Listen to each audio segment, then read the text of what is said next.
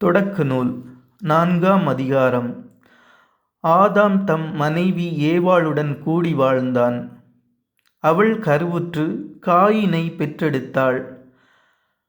அவள், ஆண்டவர் அருளால் ஆண்மகன் ஒருவனை நான் பெற்றுள்ளேன் என்றாள். பின்பு அவள் அவன் சகோதரன் ஆபேலை பெற்றெடுத்தாள். ஆபேல் ஆடு மேய்ப்பவன் ஆனான். காயின் நிலத்தை பண்படுத்துபவன் ஆனான். சில நாள்கள் சென்றன. காயின் நிலத்தின் பலனிலிருந்து ஆண்டவருக்கு காணிக்கை கொண்டு வந்தான். ஆபேலும் தன் மந்தையிலிருந்து கொழுத்த தலையீறுகளை கொண்டு வந்தான். ஆண்டவர் ஆபேலையும் அவன் காணிக்கையையும் கனிவுடன் கண்ணோக்கினார். ஆனால் காயினையும் அவன் காணிக்கையையும் அவர் கனிவுடன் கண்ணோக்கவில்லை. ஆகவே காயின் கடும் சினமுற்றான். அவன் முகம் வாடியது. ஆகவே ஆண்டவர் காயினிடம், நீ ஏன் சினமுற்றிருக்கிறாய்? உன் முகம் வாடியிருப்பது ஏன்? நீ நல்லது செய்தால் உயர்வடைவாய் அல்லவா?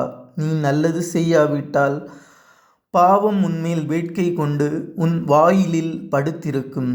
நீ அதை அடக்கி ஆள வேண்டும் என்றார்.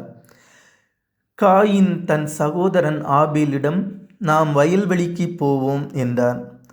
அவர்கள் வெளியில் இருந்தபொழுது காயின் தன் சகோதரன் ஆபேலின் மேல் பாய்ந்து அவனை கொன்றான். ஆண்டவர் காயினிடம், உன் சகோதரன் ஆபேல் எங்கே என்று கேட்டார். அதற்கு அவன், எனக்கு தெரியாது, நான் என்ன என் சகோதரனுக்கு காவலாளியோ என்றான். அதற்கு ஆண்டவர், நீ என்ன செய்து விட்டாய்? உன் சகோதரனின் இரத்தத்தின் குரல் மண்ணிலிருந்து என்னை நோக்கி கதறிக்கொண்டிருக்கிறது.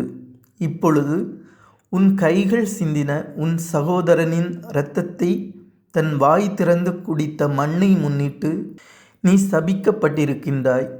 நீ மண்ணில் பயிரிடும் பொழுது அது இனிமேல் உனக்கு பலன் தராது.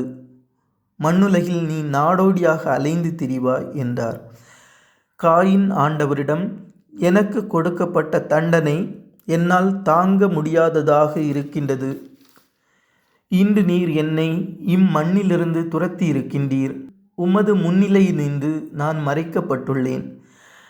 மண்ணுலகில் நான் நாடோடியாக அலைந்து திரிய வேண்டியுள்ளது. என்னை காண்கின்ற எவனும் என்னை கொல்வானே என்றான். ஆண்டவர் அவனிடம், அப்படியன்று, காயினை கொல்கின்ற எவனும் 7 முறை பழிவாங்கப்படுவான் என்று சொல்லி, காயினை கண்டுபிடிக்கும் எவனும் அவனை கொல்லாமல் இருக்க ஆண்டவர் அவன் மேல் ஓர் அடையாளம் விட்டார். பின்னர் காயின் ஆண்டவர் திருமுன்னை விட்டு சென்று ஏதேனுக்கு கிழக்கே இருந்த நோது நாட்டில் குடியேறினான்.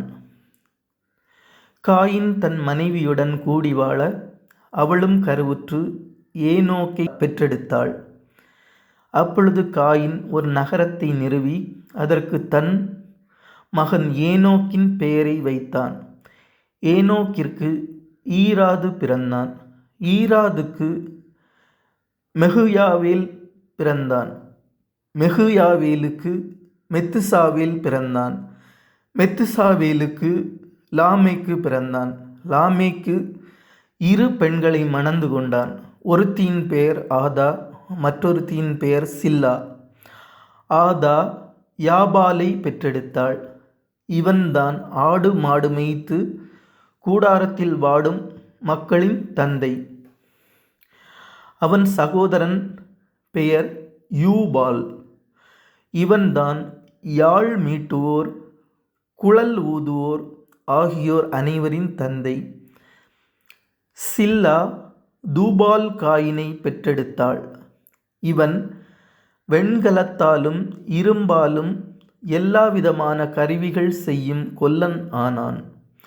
தூபால் காயினுக்கு நாகாமா என்ற சகோதரி இருந்தாள். லாமேக்கு தன் மனைவியரிடம், ஆதா, சில்லா, நான் சொல்வதை கவனியுங்கள்.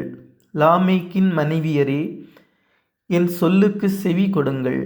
என்னை காயப்படுத்தியதற்காக ஒருவனை நான் கொன்றுவிட்டேன். என்னை அடித்ததற்காக அந்த இளைஞனை நான் கொன்றேன். காயினுக்காக 7 முறை பழிவாங்கப்பட்டால் லாமேக்கிற்காக 77 முறை பழிவாங்கப்படும் என்றார். ஆதாம் மீண்டும் தன் மனைவியுடன் கூடி வாழ அவளும் மகன் ஒருவனை பெற்று அவனுக்கு சேத்து என்று பெயரிட்டாள். காயின் ஆபேலை கொன்றதால் அவனுடைய இடத்தில் இன்னொருவனை கடவுள் வைத்தருளினார் என்றாள். சேத்துக்கும் மகன் ஒருவன் பிறந்தான். அவனுக்கு அவன் ஏனோசு என்று பெயரிட்டான். அப்பொழுதே ஆண்டவர் என்னும் திருப்பெயரால் அவரை வழிபடலாயினர். இது ஆண்டவர் வழங்கும் அருள்வாக்கு. இறைவனுக்கு நன்றி.